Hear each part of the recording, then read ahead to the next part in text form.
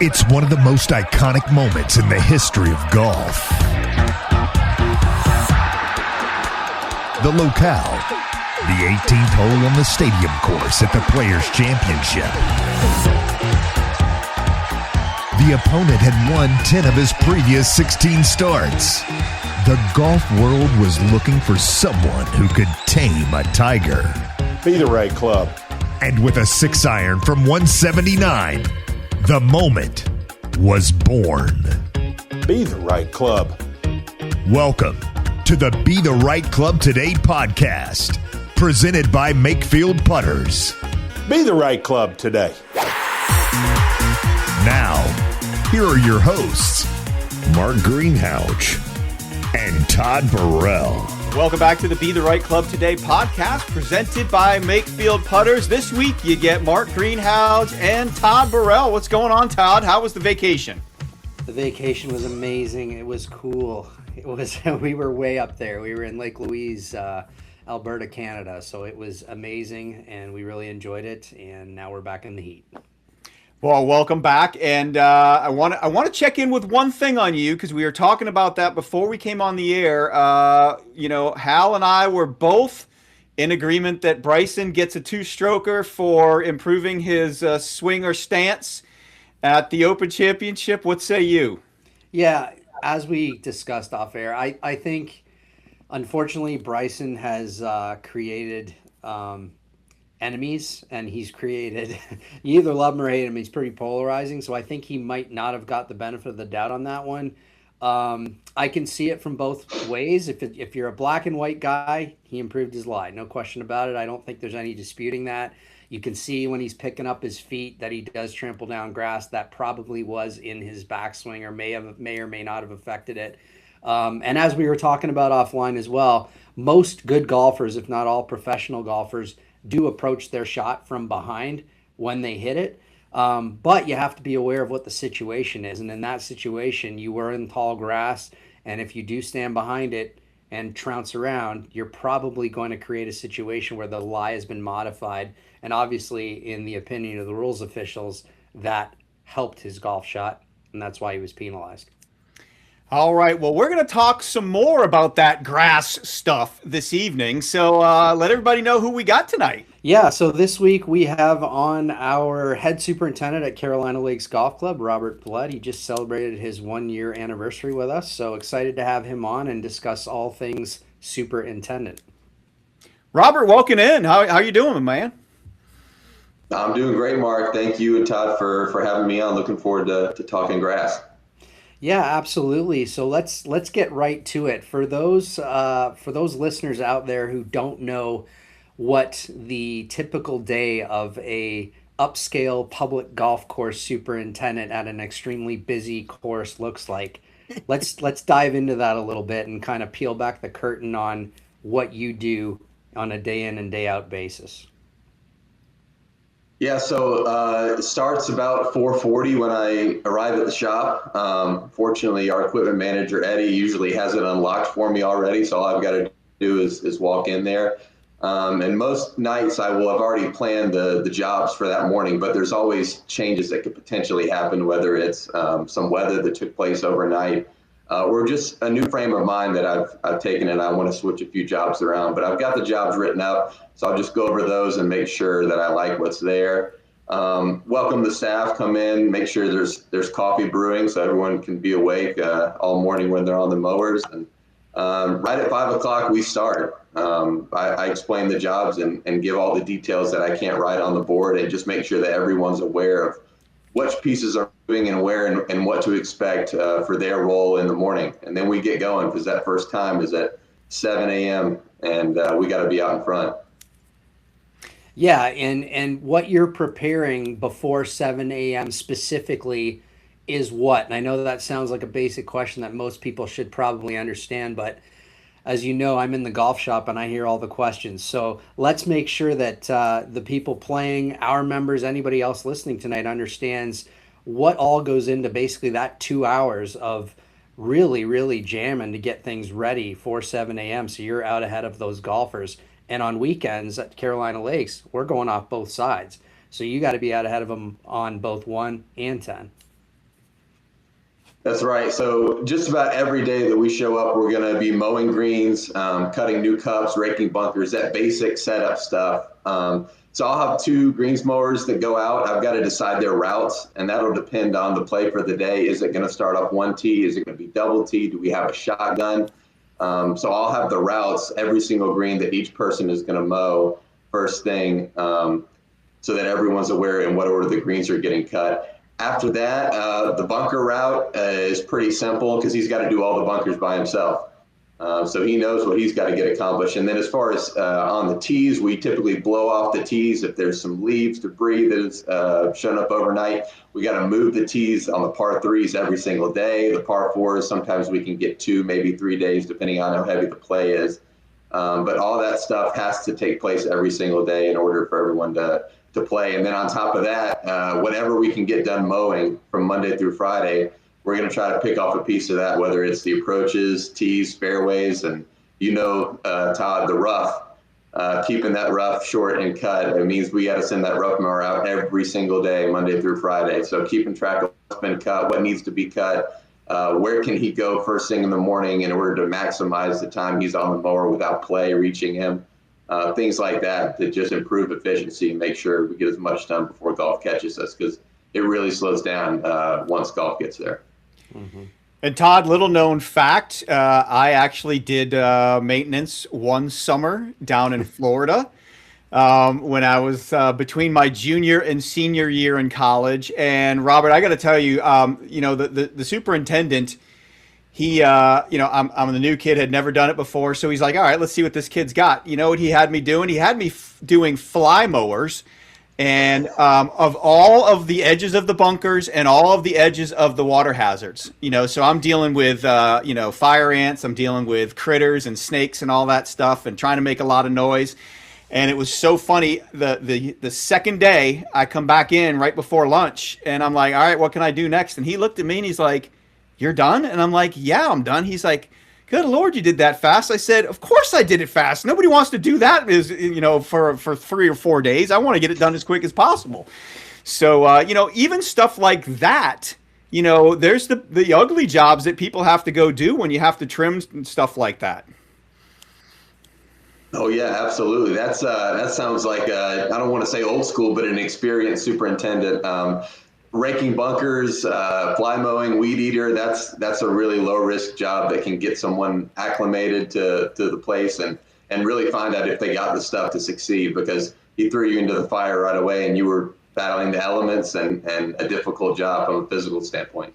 Yeah, by the time the summer was over, I was mowing greens and tee boxes and collars. So I stepped it up pretty quick. But, I think that's the thing that people have to understand is not only are you doing that, but you have to balance playability for the members. Like I heard you say, keeping the rough down low. Sometimes you got bent greens out there. You got to keep them a little bit, slower, a little bit longer.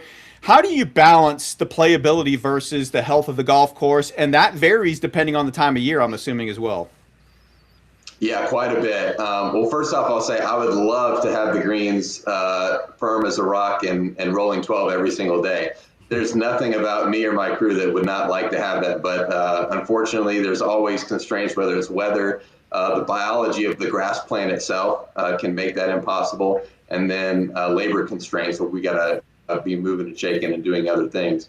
But certainly, the bent grass in the South, that's the first thing people talk about when it comes to Carolina Lakes, I think, is the greens. It's obviously extremely difficult during the summer to keep them alive. It's all about moisture management, managing pests, disease, weeds, everything you can think of, because that plant is not meant to survive in these conditions. It's not native to the continent at all. And we grow it because it's a fantastic surface. But for those 100 days from about Memorial Day to Labor Day, it's quite a battle. But if you win that battle, you're rewarded with some really good playing conditions after that all through the winter. And we like to remind everybody we don't ever have to cover the greens. We can play as long as the sun comes out and the ground is not frozen solid, we can play golf. And in South Carolina, that means we can play golf just about every day of the year.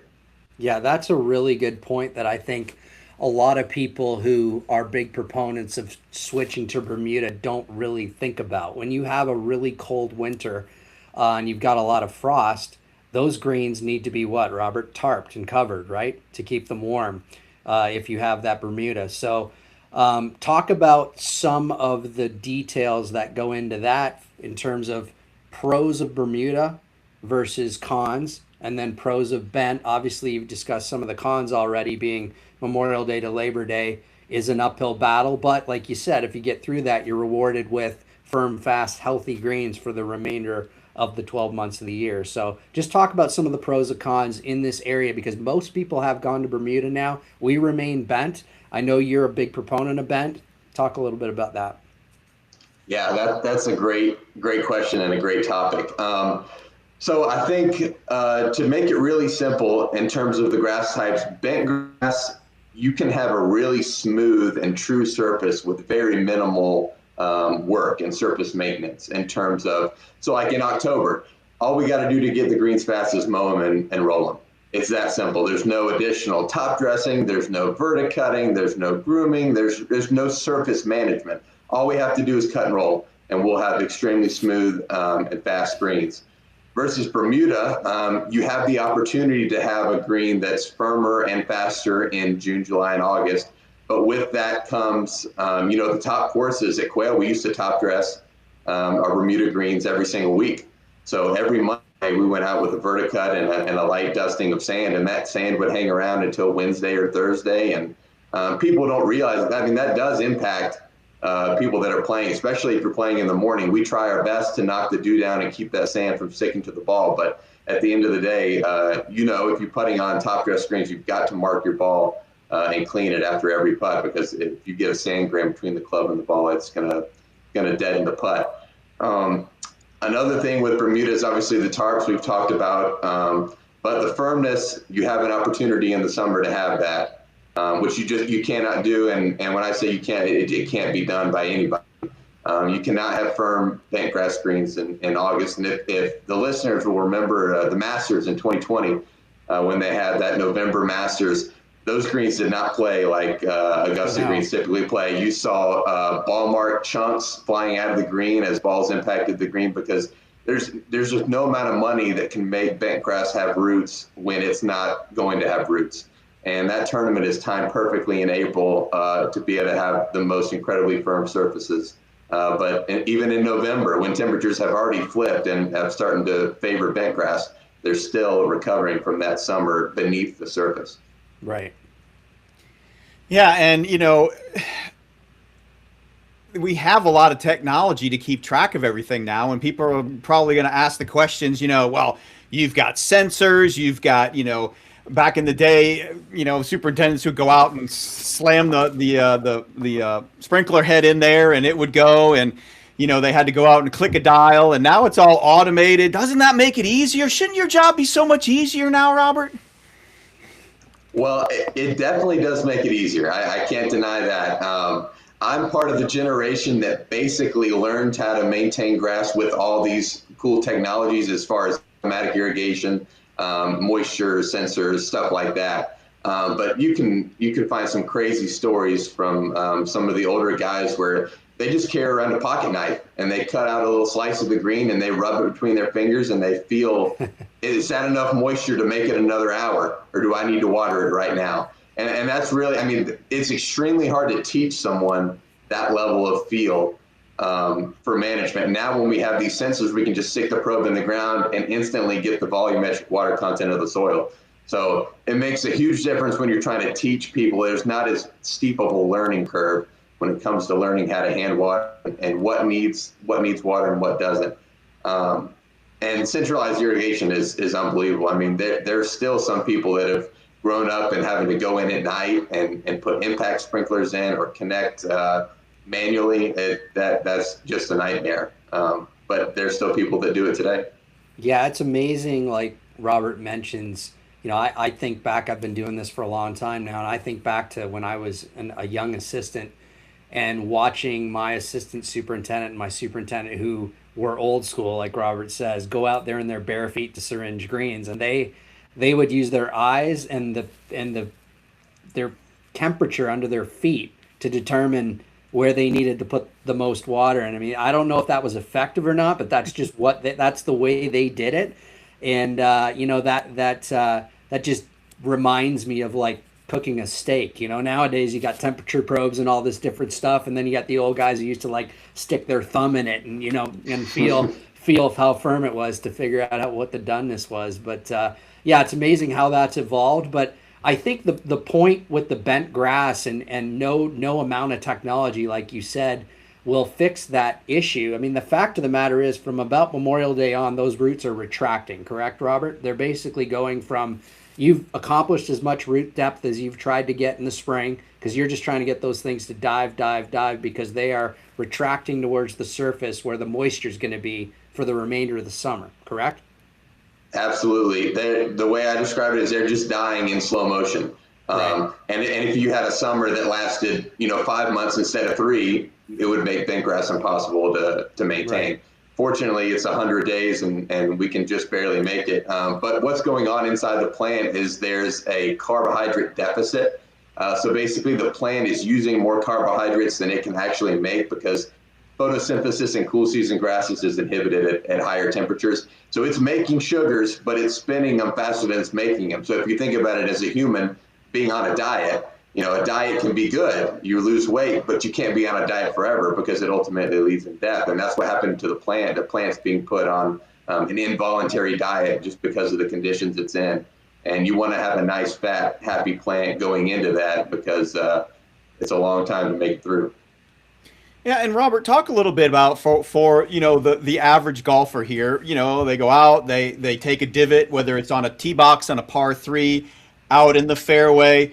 Don't put sand in it. Don't fix ball marks on the greens. What kind of turnaround time are we talking about, like for a standard par 3 divot if nothing's put in it, or for a ball mark on the green if it's not fixed or not fixed properly? Yeah, so especially ball marks, the worst thing you can do is fix it improperly, to be honest.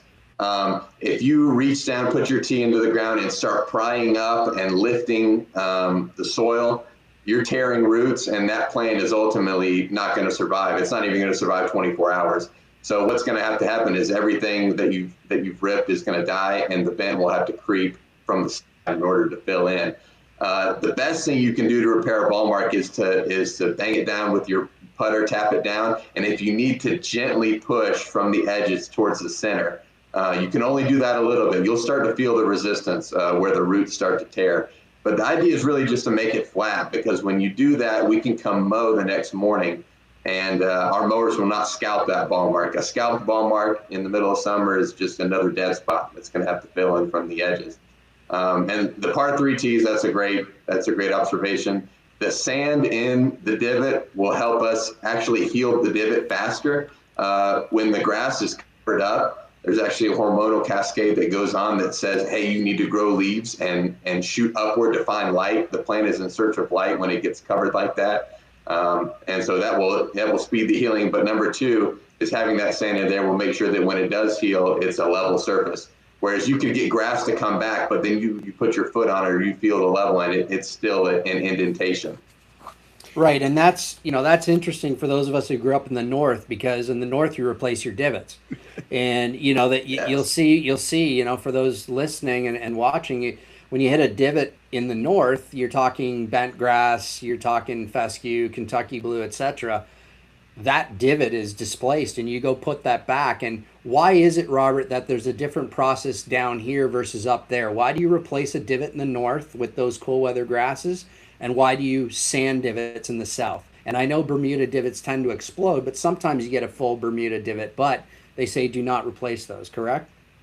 Yeah, I like just sand in the Bermuda divots. And the reason is Bermuda has got rhizomes that grow underneath the surface of the ground, and the plant can actually recover just from those rhizomes itself. It doesn't need any leaves. It can sprout new shoots. So, for example, sod farms that grow Bermuda grass, they can strip sod off of a sod farm, and the only thing they need to do to get the grass back is to water, fertilize, and wait. It will literally grow back from those rhizomes that are underground. Whereas the cool season grasses, if you remove what we call the crown, which is the growing point of the plant, anytime you go below the level of the crown, that plant can no longer grow. It's effectively committed to dying at that point. So when you replace the divot, if you've got the crown intact, like if it comes in a nice beaver pelt, as they sometimes do on bent grass fairways, you can put it right back and it'll act just like sod. And that divot that you take in, if it gets watered that night, will hold moisture, and it can actually reroot just like that, especially in like Canada or northern part of the United States where it's a little bit cooler even in the summer. Yeah, I mean, I grew up in Massachusetts as well. So, yeah, the hardest thing for me, I've been down here 30-something years. The hardest thing was when I first started playing down here, and I'd be like, all right, I got to go get my divot, and what's this sand thing for? So I hadn't played a whole lot of golf in the South at that point. But, yeah, and it's interesting, too. Like you said, on the greens, you can – even with Bermuda greens, it's very easy to tap the ball marks down, and they almost repair just without having to put a divot tool in there, whereas bent greens are a little bit different. So, yeah, for the golfers, be aware of the type of grass you're playing on, and what you need to do responsibly. But it's always funny to me that, down here in the South, how many people, when they putt on Bermuda greens, aren't aware of the grain and what the grain can do in impacting, not just the putts, but shots landing into the green, chipping around the greens. It kind of blows my mind, Robert, that people don't know as much about that. Oh, there's a lot of legends, folklore, incorrect things about grain that used to be said in the 90s that the grain grows towards the setting sun. Well, the grain does not shift throughout the day. A grain is a very permanent thing in Bermuda grass once it gets set. But if your listeners can go up and look at the cup will always have a perfect edge for about 180 degrees, and it'll have a frayed or damaged edge. The grain is always growing towards the damaged edge. And so you can know, at least as the ball approaches the hole, which way the grain is going. Now, it doesn't help if you've got trying to lag a 40-footer up there. You've got to read it along the whole putt. But up at the hole, there's always that tell at the cup. So we've dispelled a myth. That the grain follows the sun. That's good, because I've heard that a million times in my career. And then another way to read grain, correct me if I'm wrong, but shiny down grain, dark into the grain, correct? So an easy way for the average golfer to kind of see, I'm uphill into the grain here, is that the grass is going to appear darker, and when you're down grain, it looks like it's got more of a sheen to it, correct? Yeah, that's exactly right. And all grasses will be like that. If you have a tall fescue lawn and you're striping it, you'll notice that the light stripes are always laying away from you and the dark stripes are laying towards you. So it's the same thing even on a putting surface. Yeah, if you see that kind of white, shiny, bright color to the grass, that means you got a down grain putter, down grain shot. All right, so we've talked about your local golf course, and in a minute we're going to talk about the PGA Tour experience, because Robert's got some knowledge there as well, working out at Quail Hollow. But I want to take a quick break and remind everybody about some of our sponsors. Makefield Putter, obviously our presenting sponsor. Go out to makefieldgolf.com and make sure you go out there and check them out. Todd, I was down there several weeks ago and had a chance to look at that blade putter. And, the best thing about Makefield is it's got the weight system, the 3-weight system, and you can put different weights in. On the blade putter, it happens to be that there's 3 weights on the heel, 3 weights on the toe. I put a lot more weight out on the toe, and I started making every single putt because I have a tendency to do a little toe hook when I putt. And once I got a little more weight out in the toe, didn't matter if I still hit it on the toe, that sucker went straight and rolled in the hole. So again, makefieldgolf.com. The whole technology comes in anything, whether it's the mallet or the blade putter. The radial cusp technology helps you make an equator strike on it, gives you that reduced skid effect. And Robert probably knows as well as anybody, when you're putting on Bermuda greens versus bent greens, man, that ball will skid on a Bermuda green in a heartbeat, rolls a little bit better on a bent green. So make sure you go out and check makefieldgolf.com. Todd's also a fitter, so if you're in the Charlotte area, check out Todd down at Carolina Lakes and get fitted for your new Makefield putter. Also remind everybody about Peak Vision. See like you've never seen before with Peak Vision sunglasses. The difference is immediate. Get ready for any part of the season. Use the promo code GS15 at peakvision.com. That's promo code GS15. I wear those things whether I'm driving, playing golf, watching soccer, coaching soccer. I wear the Peak Vision glasses. And also make sure that you check out BeTheRightClubToday.com. Has all the podcast episodes out there. And you can go out and buy your favorite gear with the logo behind us. That's Hal Sutton. Yes. Great 6-iron on the 18th hole at the 2001 Players Championship. You hit at least 18 putts around, more like low 30s. So you better make sure you got the right putter in your hand. And I don't think people have spent enough time trying to make sure they have that. Hi, I'm Hal Sutton. 25 years ago, I had the right club at the right moment, and it made a huge difference. Today, I've teamed up with Makefield Putters. I now use the right putter today. You see, Makefield has unique radial cusp technology. The ball releases faster off the face and keeps the ball rolling more on its axis. The result is a straighter putt, more on target. When you get everything just right, the putter that fits you just right, the one that you believe in, your confidence should be oozing out of you. So I would encourage all consumers, go to the Makefield website and educate yourself and get fitted correctly, get the right putter in your hand, and there's hope for better putting ahead. Golf is challenging enough. Between the sandbagging bandits, the wind, rain, and your homemade swing, it sometimes feels impossible. You need a legal 15th club. You need Peak Vision sunglasses. 4 to 5 hours of protection against glare and ultraviolet light with clarity as clear as crown glass. That's Peak Vision sunglasses, your secret 15th club, giving you one less obstacle to overcome. Just one try is all it takes, and the price is less than national brands. Use the code GS15 at peakvision.com. Back to the Be the Right Club Today podcast presented by Makefield Putters. Mark Greenhalgh, Todd Burrell. Our guest tonight is Robert Blood. And Robert, you have some experience on a PGA Tour course at Quail Hollow. I'm assuming there's lots of differences between the setup every day at Carolina Lakes and even the setup at Quail Hollow every day, and then when the old PGA Tour rolls in town. Oh yeah, it's a totally different operation, even comparing Quail on a day-to-day basis. You just talk about the people. So we have our standard 35 to 40 staff members that'll be there. And then we also have, we've had as few as 70 and as many as 100 plus volunteers that sometimes are local and sometimes have traveled from other continents in order to be with us that week. And they're all turf grass professionals, and they help us out, and there's no way we could get it done without them. The equipment providers will ship us extra equipment so that we can get everything cut before that first tee time. There's just so many jobs that people don't realize. One of my favorite is the squeegee. Someone's got to man a squeegee and run that down all the pro walks, the shorter cut grass between the tee and the start of the fairway. We do that just to make sure the golfers don't get their feet as wet. They're all wearing waterproof shoes, but it is nice to have that squeegee if you're going to be a dew sweeper first thing in the morning.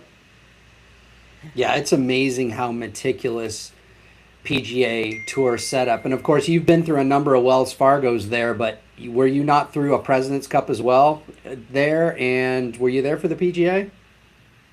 I came just after the 2017 PGA, but I did do the President's Cup in 22. Right.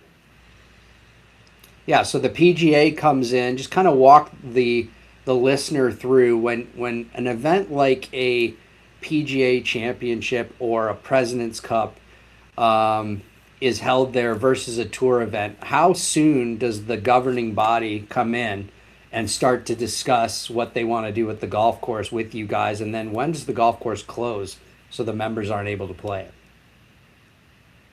Well, for big events like the President's Cup or the PGA Championship, it can seriously happen over 2 years in advance before you can have, you can have on-site meetings more than 2 years prior to the event with key stakeholders and PGA Tour officials. Where it really starts to hit the road is the week out. So our PGA Tour agronomist, who's been making regular visits leading up to the event, he will stay on site for what we call Advance Week, which is the entire week before the tournament. And of course, he'll be the tournament week. So he's with us every single minute we're there for 2 straight weeks. And it starts out, he's taking measurements, he's looking at things, he's making slight tweaks here or there, asking us if we can do this or that. And then the agronomist is kind of a liaison between the turf team and the PGA Tour rules officials. And the rules officials actually know quite a bit about grass, at least in terms of how it affects playability. That's one thing that really blew me away is these rules officials are really in tune with firmness, green speed, grain, grass type, mowing height, mowing direction. They really know a lot more than we give them credit for, and they really need to in order to do their job effectively. But obviously for the President's Cup, Captain Love had the option to kind of set up the golf course how he wanted to. He told us kind of where the cut lines needed to be, how high he wanted the rough, what did he want for the greens, and the answer for the greens was just make them as firm and as fast as you can possibly get them. He said that's only gonna benefit our team. But he was out doing site visits well before the tournament. The grandstands get built usually starting 3 to 4 months before the event. It takes quite a long time to do that. There's just so much that goes into it in order to make something like that happen, and it's all going to be over in a week. But it's got to be perfect, and they do an awesome job. Sounds like my daughter's cheer competitions. You practice for months and months and months, and then I get there and 3 minutes later it's over, and I'm like, that's it. Like, it was awesome, but it was so fast. So, but when it comes to the decision, I know for the President's Cup, they being the committee, I suppose, or maybe the captain, who made the ultimate decision to reroute the golf course for that event? Do you know where that discussion started and how it was determined finally to get the Green Mile more in the middle of the back nine than the last 3 holes? I know the logic behind it. They didn't want matches not getting to the Green Mile.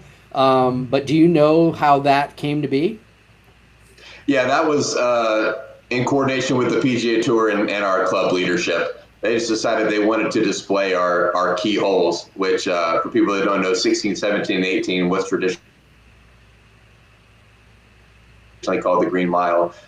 Those ended up getting, and what is traditionally 10 and 11 became 17 and 18 for the President's Cup. So there are no bad holes out there, but to have 16, 17, and 18 be a part of most matches, it's kind of a no-brainer. And that's where all of our space for grandstand building, for concessions, everything about the way the property is designed to accommodate patrons is centered around those 3 holes. So we wanted to make sure they were part of all the matches. Well, and that's the thing too, is that the PGA Tour players, they see things differently than the average golfer do. They expect certain conditions. We've heard stories for a year. I know I have about, the depth of the sand and the firmness underneath of the depth of the sand in the bunker, so that these guys, when they step into a bunker, they know what to expect. There's a lot of different little meticulous things that go on, for a PGA Tour event. And I even go back to, the COVID years. We had back-to-back weeks where we had a tournament at Jack's place up at Memorial. In the first week it played easy, and the second week it played like almost worse than the worst U.S. Open you've ever played in. So, you guys, meaning the staff, the maintenance staff and the superintendents, you guys can certainly impact the way a golf course plays very quickly. Oh yeah, absolutely.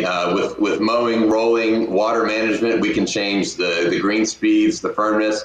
I imagine the rough cut for, I think it was the work day that happened before the Memorial that year. Yeah.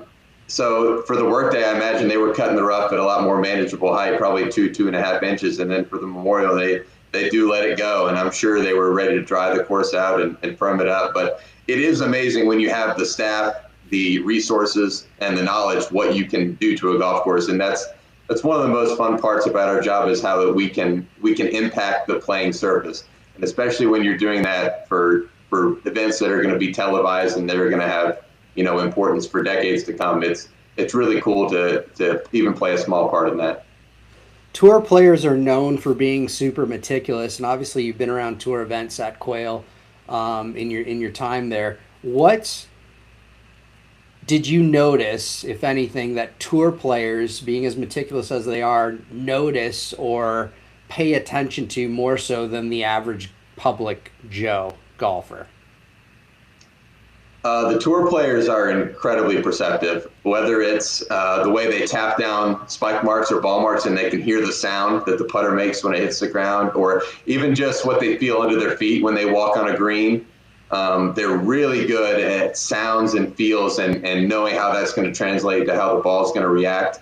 It reminds me of a time we had someone who hadn't been a part of a lot of Wells Fargo's, and he was hitting chip shots around the 17th green. And he stopped me as I was hand watering the approach. He said, "Where's the pin going to be on Sunday?" And I didn't know where it was going to be. That hadn't been decided yet, but I knew the last 2 years it was back center. And I said, "Well, it's going to be back there if they put it back where they have the last 2 years." And sure enough, he had his hole and he started chipping back there. But it's amazing how even the pros can pick out where the pin locations are going to be just because they know they're trying to make it as tough as possible. But they always are looking for any tiny edge that they can get. They love to have a lot of information, at least is what I've seen. They'll soak it up like a sponge.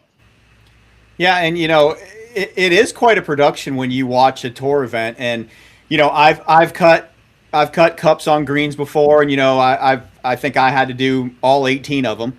And you start on the first hole and you just go, and as soon as you can get done, you get done. But you watch, a PGA Tour event, and you're out there, and they're getting ready to set the pin, and there's maybe a guy with a putter and a guy with a stimp meter, and they're rolling balls all over the place, and it's not just walk out there, pick the spot, bang the thing in there, pull out, put the cup down. It's not that. It's a whole production just to watch them to do one hole, and it's kind of fun to watch if you're a nerd, because I like it. Well, here's a question related to stimp meter, because you hear stimp meter readings all the time, and you, Greeny, and I know what that means. And generally speaking, if you've been around golf and you start hearing numbers 11, 12, 13 and up, you know the greens are fast. But can you explain exactly what a stimp meter is and how you get a reading of 11.5, say, or 12 or 8.5? Or can you explain that just to people who have heard stimp meter, have asked, "Hey, what are the greens stimping at today?" But they might have never actually seen a stimp meter in their life. It's a pretty simple tool, isn't it? Yeah, it is. So it's a 3-foot long piece of metal that's got a notch that's machine milled into it to release the ball at exactly a certain angle. I'm not exactly sure. I think it's somewhere around 25 degrees. So you put the ball in that notch and you slowly raise the stimp meter. And once that ball leaves the notch, you let it roll. And when you're trying to pick a spot to stimp, you've got to find a spot that's relatively flat, because it's got to be, to meet PGA Tour standards, it's got to be within 6 inches both ways. In other words, if you measure 12 feet going one direction, when you come back, it's got to be between 11 and a half or 12 and a half coming back, or else that's not a flat enough spot to count as a valid stimp. So the way we typically stimp, if we're doing for a PGA Tour event, is I already have my spot marked, because I would have known the green from having done it previously. I'll take 3 golf balls. I'll roll them in one direction. I'll take the average of those balls, and I'll get a number. Then I'll go from that spot and roll back towards my initial spot. I'll get another average from those 3 balls, and the average of those 2 is what we call the speed. And they don't differ by a whole lot. Like I said, they have to be within 6 inches of each other, or else you got to do it again, or you got to find another spot. And some greens, because of how steep they are, they're not stimpable. So 13 at Quail Hollow, we could never get a stimp on it because there's not a long enough run of flat surface to get one. So we had 4 or 5 greens that were super easy to find a spot, and then there are a handful, 2 and 13, that there is no stimp spot on them. And that's in feet that you're talking about. So if you roll that from the 25-degree angle, the 3 balls, and the average is 11.5, that's 11.5 feet coming out of that 3-foot chute at 25 degrees or whatever that angle is, correct? That's right. And interestingly enough, if you go to the UK or you go to Europe or anywhere in the world that you go, everybody stimps in feet. It doesn't matter whether you're on the metric system. That's the one thing we got, our imperial system, that gets used worldwide. And with Bermuda, how does that work? Does grain factor into that? Like, do you stimp against the grain and then with the grain and average it out that way? Or how does that work on Bermuda greens? what you usually will do is if you walk up to a Bermuda green and you can see kind of the crest of a hill where the grain is changing, those grain changes are typically where your stem spots are going to be, because now there's no easy way for water to flow off. So the grain is kind of growing in multiple different directions along that kind of that grain change surface. So you're going to be looking for a spot that doesn't have grain going really in one direction across the whole putt. Because you're right, yeah, if you were simping into the grain, when you came back down grain, the ball would roll at least a foot, maybe even more faster. So it's usually on grain changes where it's kind of half and half, or the grain is really not well defined, that you're going to find your best stem spots. Yeah, so Todd, that means that when something like Augusta National is running 13 or 13 and a half, that's on the flat surface. So when you're putting downhill, forget about it. That thing's just going to roll forever. Yeah, most people don't realize that. But now, hopefully, we've educated some people on how exactly they come up with those numbers. But that's a great point, Greeny. I mean, if you're downhill, down grain on a Bermuda Tour quality course, that thing could be rolling anything. I mean, who knows? And Augusta, with all the undulation and the downhill putts getting above the hole on some of those holes, I mean, you can only imagine what those numbers would be. Yeah, and Robert, one of the other things that you had out at Quail Hollow was the sub-air system. I think people hear about that. They hear about it sometimes on TV. They may walk right by it, and what the heck is that thing? Talk a little bit about what that does in terms of helping you out in managing golf course conditions. Yeah, so quick refresher on how USGA greens are built. So USGA greens are 12 inches of root zone mix, which is predominantly sand, and it's got a little organic matter in it too. And then below that, there's about 4 inches of gravel that sits on top of the drain pipe. So the idea of that construction method is that at the interface of the gravel and the sand, the water will actually build up and form what's called a perched water table. And that conserves water and allows the sand to hold a little more water than it otherwise would. But when that water reaches a certain height, there's enough what's called hydraulic pressure in order to break that interface, and all the water will flush into the gravel. So when you get these really heavy rains, they're like 3, 4, 5 inches of rain, what you're actually doing is you're flushing that whole profile out. And what the sub-air system does is it allows us to actually put negative pressure right at that interface, and we can flush that system whenever we want. We don't have to have a certain amount of water pushing down. So all we got to do is turn those things on, and they'll start pulling air, creating negative pressure under the surface, and we can flush those things really at will. Yeah, and it's amazing, Greeny. Robert and I had this conversation last week when we were discussing moisture in greens, and I had an old superintendent tell me one time he likes dry greens and he likes to be able to control moisture. And I think that's basically what the benefit of the sub-air is, Robert, is when they get too wet, essentially, you can flush that out and control your moisture better, right? Yeah, absolutely. I do want to clear one thing up. It's not exactly the same as having 7 days of dry weather. We can't turn the sub-airs on and the greens can be, rock hard like it never rained, but it can shorten that time dramatically. So whereas it may have taken 3 days for the greens to really get firm again, in 24 to 36 hours, we can have them to that same spot. So for a place like Quail, that playability is absolutely number one. Having the ability to get to that point earlier is huge, especially when you're talking about a 4-day event. Going from 3 days to 1.5 days, that means more play on firmer surfaces, and we're testing the best players in the world to be able to hit the shots. Well, Robert, we really appreciate you coming on with us tonight. That is a lot of great knowledge for our listening crowd and watching crowd. I mean, to understand a little bit more about what you guys go through, whether it's locally or whether it's a PGA Tour event. I saw that you've gone out to and worked the waste management before. I'm sure that was quite an experience heading out there. Not only do you probably have to, use a sub-air to get the water out, but probably some of the beer as well. Oh my goodness. So my job at the waste management was mowing approaches, and all those are cut with walk mowers. And fortunately I had the back 9, and it just so happened, I may have tipped the scale a little bit, but I got to walk mow 16 every single night. And And it sure did. It smelled like beer, and the only way I could see was the jumbotrons, because by the time I got there, it was 10 p.m. But it was a blast. I've got photos of me mowing that stadium hole, and what a great time. Awesome. Well, thanks again for being here. And Todd, thanks for coming back this week off your vacation. And Hal Sutton will be back next week. And I think it's going to be Todd with him, but we'll check that out. I may be out of town, but rumor has it he was trying to get U.S. Open champion Steve Jones to join you guys. So Awesome. We'll look forward to that next week. And I want to, again, thank Makefield Putters. And Robert and Todd, thanks a lot, guys. Thank you, Granny. Thanks, Robert. Absolutely. Had a great time. Thank you. This has been the Be the Right Club Today podcast presented by Makefield Putters. Thank you for listening to Be the Right Club Today with your host, Hal Sutton and Mark Greenhalgh. Presented by Makefield Putters.